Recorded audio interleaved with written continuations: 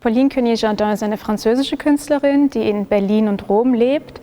Und sie hat den Preis der Nationalgalerie 2019 gewonnen und zeigt jetzt hier ihre Einzelausstellung. Pauline hat in die Halle des Museums eine Arena gesetzt. Es ist aber keine feste Arena, das heißt nicht festgebaut mit Ziegeln oder Steinen, sondern es ist eine weiche Struktur, die man fast angreifen oder vielleicht sogar essen möchte. Und im Inneren davon ist ihr Film, der nochmal ein ganzes Erlebnis schafft von visuellen, audiovisuellen Eindrücken, die den Besucher in dieser runden Arena in seinen Bann ziehen.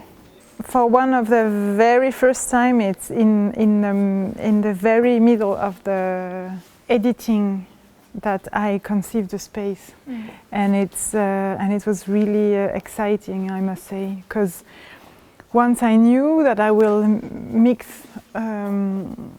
those three elements of footages that I actually filmed before the pandemic. It also has elements of the pre-corona reality, because I have filmed celebration and gathering of a lot of people.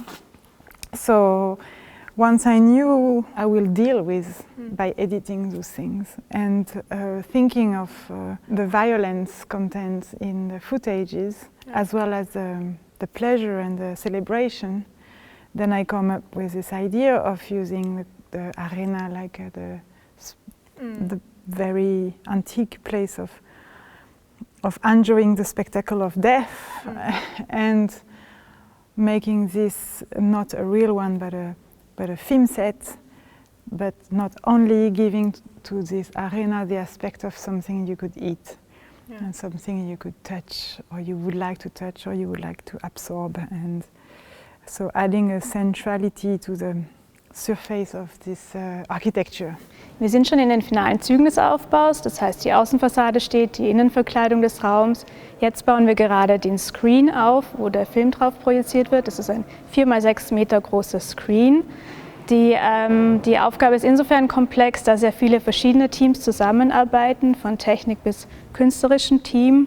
Und wir auch viele verschiedene Materialien aus der ganzen Welt zusammenbringen, unter anderem gesegnete Kerzen aus Sizilien, die werden noch aufgebaut. Pauline zeigt in ihrem Film 3 Szenen. Das ist einmal die Prozession der heiligen Agatha auf Sizilien, die Schlachtung eines Schweins und die dritte Szene ist der Kölner Karneval und darauf bezieht sich auch der Titel, denn Fat Thursday ist der Beginn einer Woche im Karneval, der sozusagen mit Exzess und Ausschweifung beginnt, bis hin zum Aschermittwoch, der dann der letzte Tag oder beziehungsweise der erste Tag der Fastenzeit nach christlichem Kalenderjahr ist.